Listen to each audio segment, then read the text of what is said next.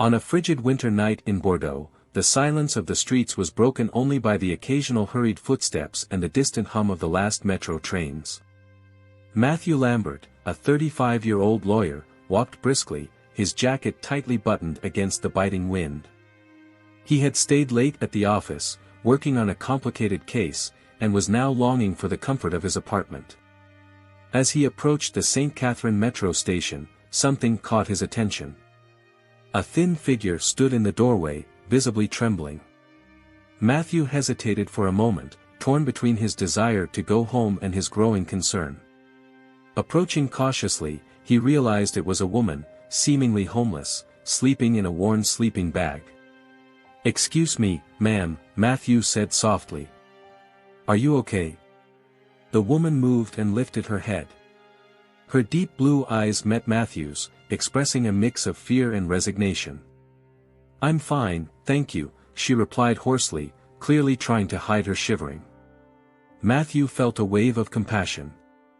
"It's very cold out here. Is there somewhere you can go?" The woman shook her head.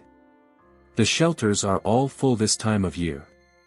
Matthew looked around, feeling the weight of the decision he was about to make.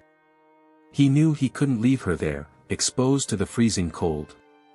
"I know this may seem strange, but I have a sofa bed in my apartment.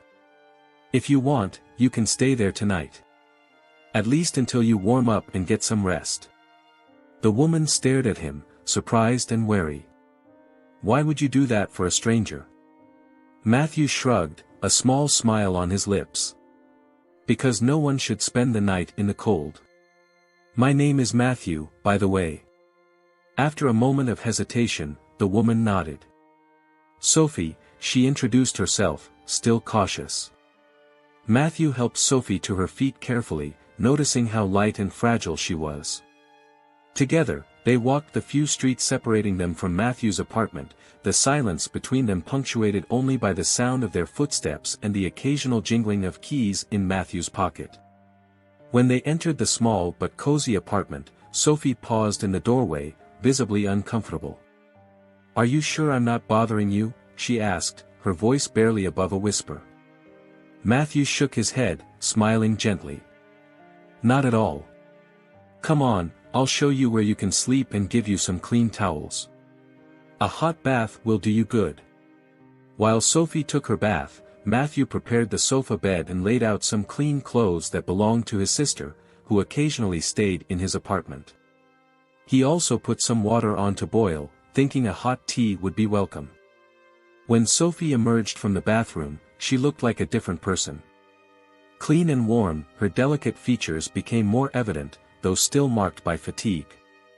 "Thank you," she murmured, accepting the cup of tea Matthew handed her. "I don't know how to thank you." Matthew waved his hand dismissively. "No need to thank me. Just rest now. Tomorrow, we can talk and see how I can help you further." As he prepared to go to bed in his own room, Matthew reflected on the strange series of events that had led to this situation. He had never done anything like this before, inviting a stranger into his home. Yet something about Sophie, her vulnerability, perhaps, or the sadness in her eyes, had struck a chord in his heart. Lying in his bed, Matthew heard the soft snores coming from the living room. A sense of peace washed over him, the feeling of having done the right thing. He fell asleep thinking that sometimes a small act of kindness could make all the difference in someone's world. In the weeks that followed the unexpected encounter at the metro station, Matthew Lambert's life underwent a subtle yet significant transformation. What had started as a momentary act of compassion turned into an arrangement that neither of them had anticipated. Sophie, the woman Matthew had saved from the cold, became a constant presence in his apartment. At first, she was hesitant to accept more than the bare minimum, but Matthew insisted on helping her in every way possible. "Sophie, let me help you," Matthew often said, his voice gentle but firm. "It's not a problem, I assure you." Over time, Sophie began to lower her defenses. She accepted the meals Matthew prepared for her, the clean clothes he offered, and even his help in finding a job. One evening, as they shared a simple dinner, Sophie finally opened up a bit more. You know, Matthew, she began, her voice still timid, I've never met anyone like you. Someone so, genuinely kind. Matthew felt his cheeks flush slightly. I'm not that special, Sophie. Any decent person would do the same. Sophie shook her head, a sad smile on her lips. Believe me, not everyone is like that. You have no idea how cruel people can be. Matthew's heart ached at her words. He wondered what kind of life Sophie had led, what terrible experiences she had endured. But he didn't press her, he knew she would talk when she was ready. As the days and weeks passed, an unexpected bond formed between them. It was not just gratitude on Sophie's part, nor just compassion on Matthew's part, it was something deeper, more complex. Matthew found himself looking forward to coming home after work, to seeing Sophie, to hearing her soft voice and seeing her shy smile. Sophie, for her part, seemed to flourish under Matthew's care. Her posture became more upright, her gaze more lively. One evening, as they watched a movie on the couch, Matthew noticed Sophie shivering slightly. Are you cold? He asked, concerned. Sophie nodded, embarrassed. A little. Sorry, I. Without hesitation, Matthew pulled her close and wrapped his arms around her. The gesture, innocent at first, sparked something between them. Sophie looked up, her eyes meeting Matthew's, and suddenly the air seemed charged with electricity. Matthew, Sophie whispered, her voice barely audible. He didn't reply with words. Instead, he leaned in slowly, giving Sophie the chance to pull away if she wanted to. But she didn't.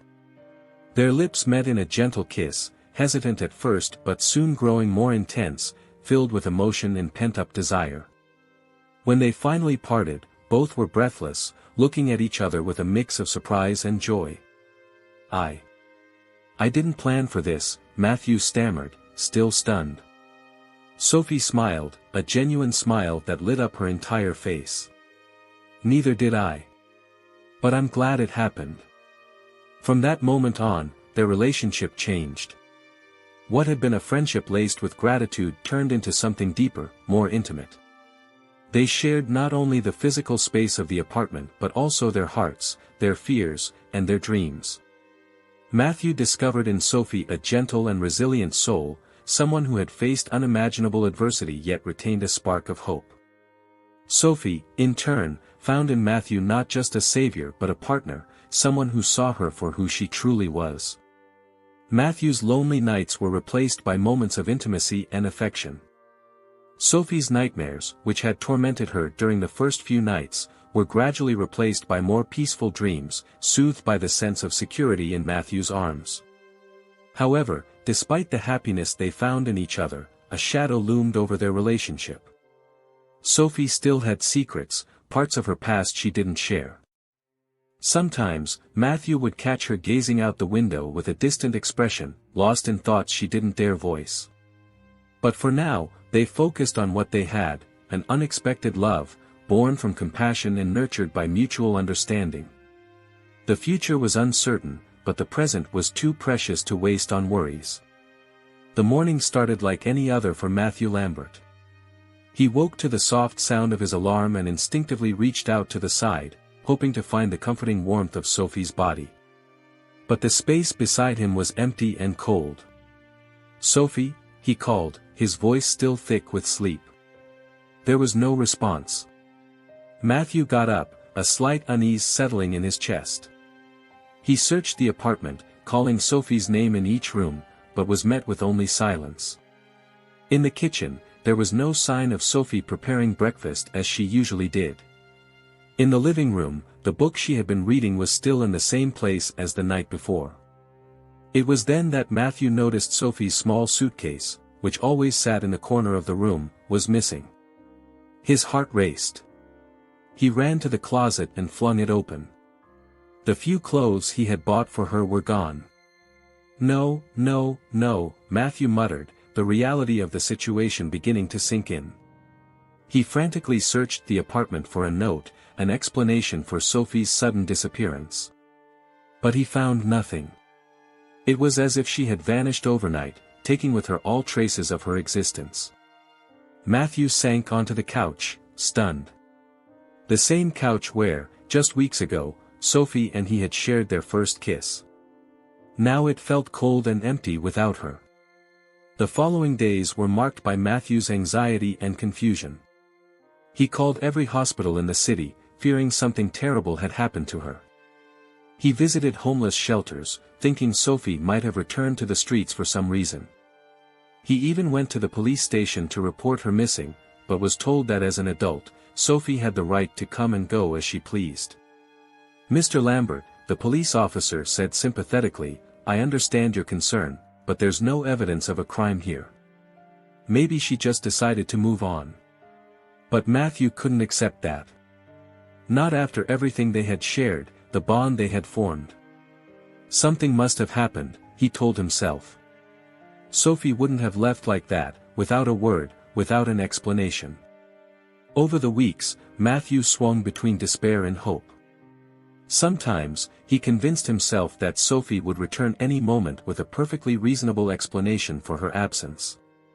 Other times, he was gripped by the fear that something terrible had happened to her. His friends and co-workers noticed the change in him. The normally focused and efficient lawyer now appeared distracted, with dark circles under his eyes and an air of constant worry.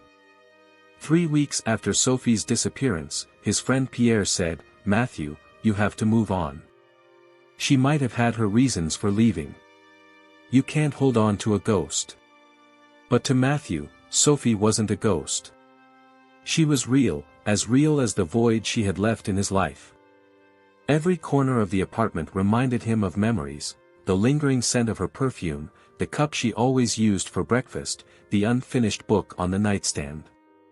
At night, alone in the bed they had shared, Matthew wondered where Sophie was, if she was safe, if she thought about him as much as he thought about her. He replayed every moment they had shared in his mind, searching for a clue, a sign he might have missed, an explanation for her sudden disappearance.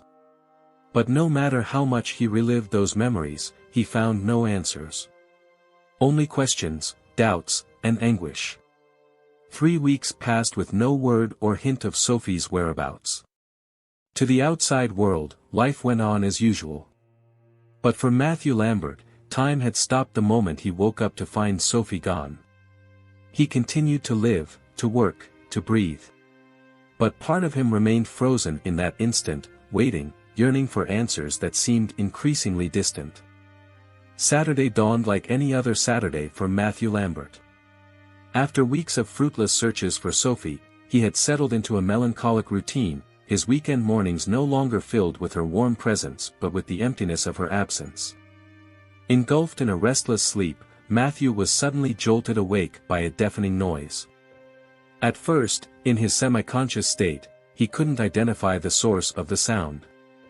It was mechanical, rhythmic, and all-encompassing, seeming to make the entire building vibrate. Groggy and still half asleep, Matthew stumbled out of bed and made his way to the window. Pulling back the curtains, he widened his eyes in disbelief. A massive helicopter hovered above his building, its blade slicing through the morning air with a thunderous roar. Matthew rubbed his eyes, trying to ensure he wasn't dreaming. The helicopter wasn't the only unusual sight. On the street below, a crowd was quickly forming. Matthew recognized the uniforms of the police trying to maintain order, but they seemed dwarfed by the sea of people gathering. Among the crowd, Matthew spotted dozens of cameras and microphones.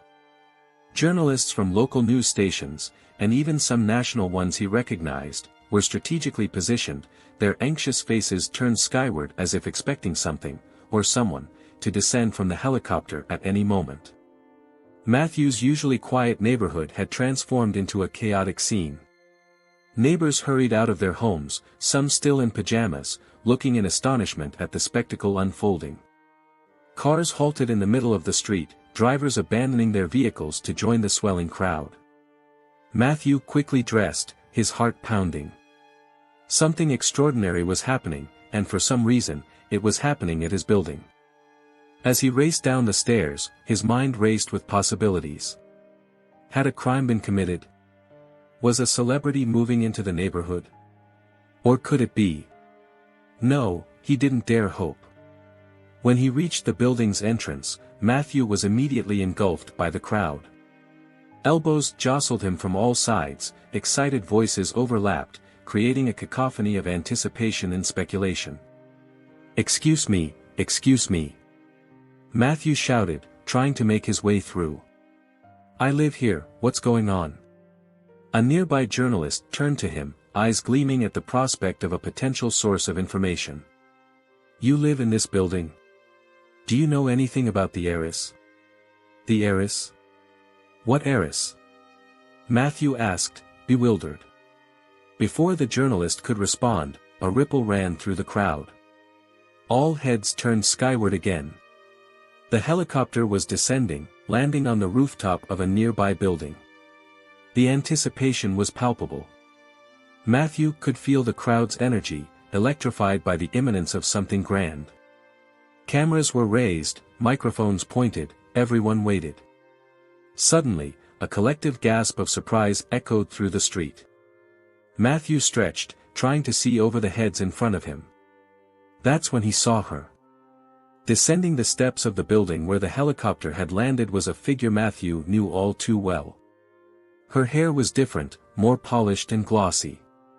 The clothes were not the simple outfits he had bought for her but branded ensembles that looked more expensive than his annual salary. But the face, the one that had haunted his dreams for weeks, was unmistakable. It was Sophie. Matthew felt his legs go weak. The world around him seemed to fade, the crowd's cries becoming a distant hum in his ears.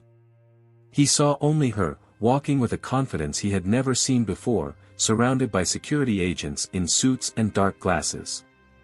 As Sophie, or whoever she really was, approached, her eyes scanned the crowd. For a moment, their gazes met. Matthew saw a flash of recognition, perhaps even emotion, pass across her face. But it was so brief he couldn't be sure he hadn't imagined it. Matthew Lambert stood there, paralyzed amidst the frenzied crowd, as his world turned upside down once more. The chaos on the street reached its peak as Sophie, or whoever she was now, arrived on the sidewalk. The camera flashes were incessant, creating a strobe effect that made Matthew dizzy. Journalists' shouts overlapped, creating a cacophony of questions and exclamations. "Miss Du Bois! Miss Du Bois!" the journalists cried, using a name Matthew had never heard before but clearly referred to the woman he knew as Sophie. The security agents formed a protective cordon around her, keeping the crowd at bay. Matthew, still in shock, found himself pushed back with the other onlookers. He strained to keep his eyes on her, afraid she would disappear again if he blinked. Then she began to speak, her voice amplified by a microphone an assistant handed her. The crowd fell silent instantly, eager to listen. "Good morning, everyone," she began, her voice firm and assured, so different from the soft and hesitant tone Matthew remembered. "I am Chloe Du Bois, heiress to the Du Bois Lux Hotel chain." A murmur of surprise rippled through the crowd. Matthew felt like the ground had been pulled out from under him. Chloe Du Bois? The young billionaire known for her immense fortune and influence in the business world. How could this be possible? Chloe continued, her eyes scanning the crowd, occasionally lingering on Matthew for a fraction of a second. "I know my disappearance has caused a lot of speculation and concern. Today, I am here to set the record straight." She paused, as if choosing her next words carefully. "These past weeks, I have been living a different life. A life away from the spotlight, away from the luxury and privilege I am used to. I have lived as someone who had nothing but the kindness of others to survive." Matthew's heart raced. He knew exactly what she was talking about. Memories of shared nights, whispered conversations, and promises made flooded his mind. During this time, Chloe continued, "I discovered a fundamental truth about humanity. I found that there are people in this world capable of extraordinary compassion and kindness, even to complete strangers." Her eyes met Matthew's again, lingering a bit longer this time. He saw a mix of emotions, gratitude, regret, perhaps even affection. I saw the best of humanity during this period, she said, her voice thick with emotion. And it has profoundly changed my perspective on the world and the role I play in it.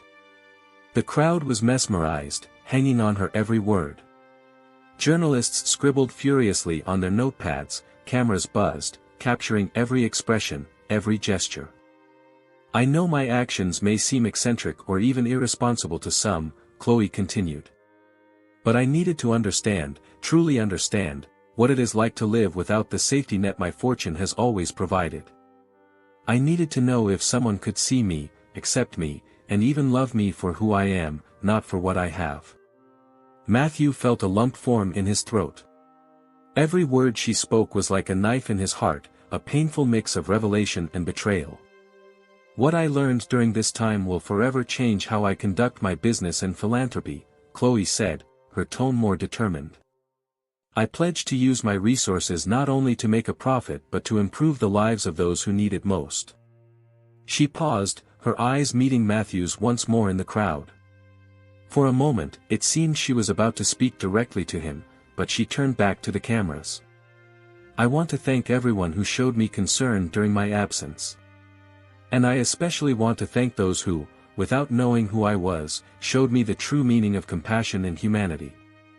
With those words, Chloe stepped away from the microphone. Security agents immediately surrounded her and led her to a waiting luxury car on the street. Matthew stood immobile, unable to move, as the crowd around him buzzed with excitement. Journalists rushed to their vehicles, eager to be the first to break the story.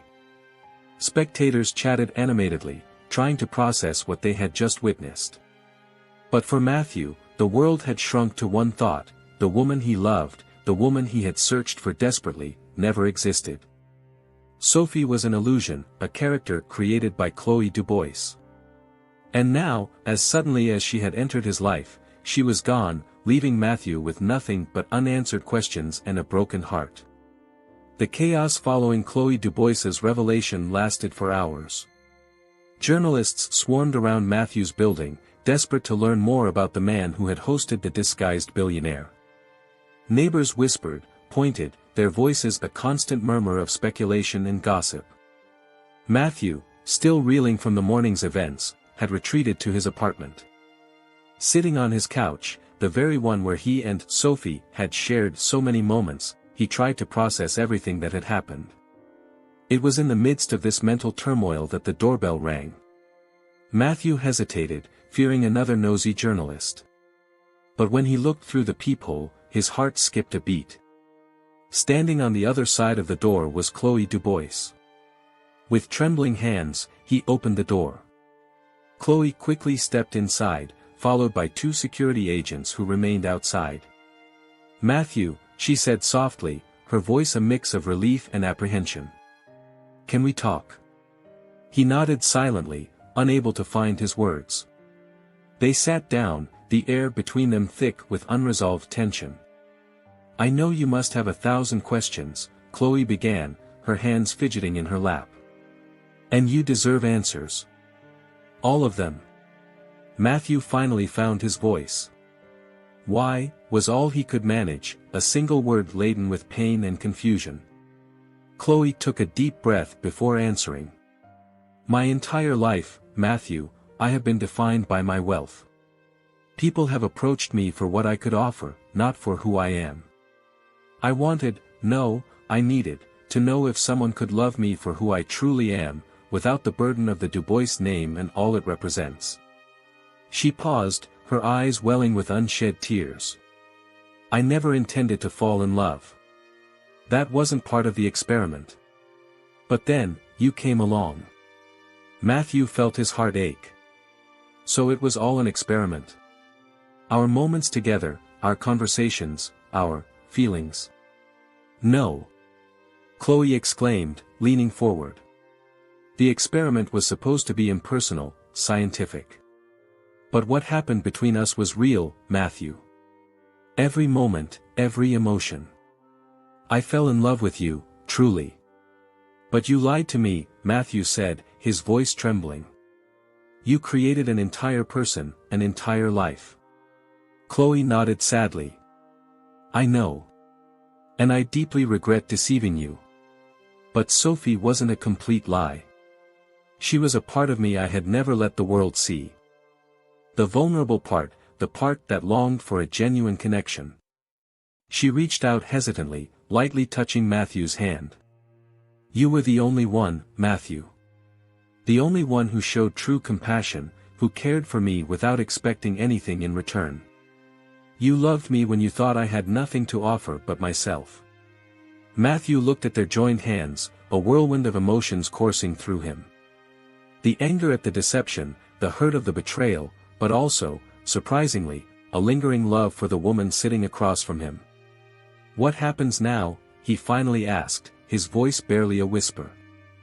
Chloe squeezed his hand gently. That's up to you, Matthew. I would completely understand if you never wanted to see me again. But if there's even a small chance you can forgive me, I want to try again. This time, no lies, no secrets. Just us, as we truly are. Matthew sat in silence for a long moment, weighing everything that had happened, everything Chloe had said. Finally, he spoke. I don't know if I can trust you again, Chloe. You hurt me deeply. Chloe nodded, tears streaming down her cheeks. I understand.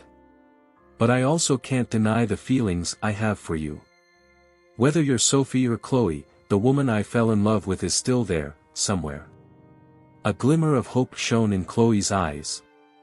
So, she asked tentatively. So, Matthew replied, a small smile forming on his lips, I think we have a lot to talk about. And maybe, with time, we can rebuild what we had. This time, on real foundations. Chloe smiled through her tears, squeezing Matthew's hand.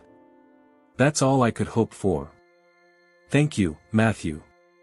For your compassion, for your love, and now, for this second chance. As the afternoon sun filtered through the apartment window, Matthew and Chloe sat, hands clasped, ready to begin the long process of rebuilding trust and rediscovering each other, this time with no masks or disguises. The weeks following Chloe's revelation were a roller coaster for Matthew. The media frenzy surrounding them seemed endless. Journalists camped outside their building, hoping to catch a glimpse of the couple that had captured the public's imagination. Matthew struggled to adjust to his new reality. From a middle-class lawyer, he found himself at the center of attention, his face splashed across newspapers and magazines alongside Chloe. The transition was not easy. One afternoon, as they strolled through Bordeaux's public garden, seeking a moment of peace away from prying eyes, Chloe surprised Matthew with an unexpected proposal. Matthew, she began, her voice a mix of nervousness and anticipation, I've been thinking a lot about the future. About us, about what I learned during my time as Sophie, and about how I can make a difference in the world. Matthew looked at her curiously, sensing something important was coming. Chloe took a deep breath before continuing. I want to create a global charitable foundation. An organization that truly makes a difference in the lives of those who need it most, based on the experiences I've had and what I've learned from you. Matthew's eyes widened in surprise. That's wonderful, Chloe, but why are you telling me this with such solemnity? She smiled and took his hands in hers. Because I want you to join me in this endeavor, Matthew. Not just as an advisor or lawyer, but as a full partner. I want us to lead this foundation together. Matthew was momentarily speechless, overwhelmed by the magnitude of her proposal. I don't know what to say, Chloe, this is huge. I know it's a lot to take in, she continued, but there's more.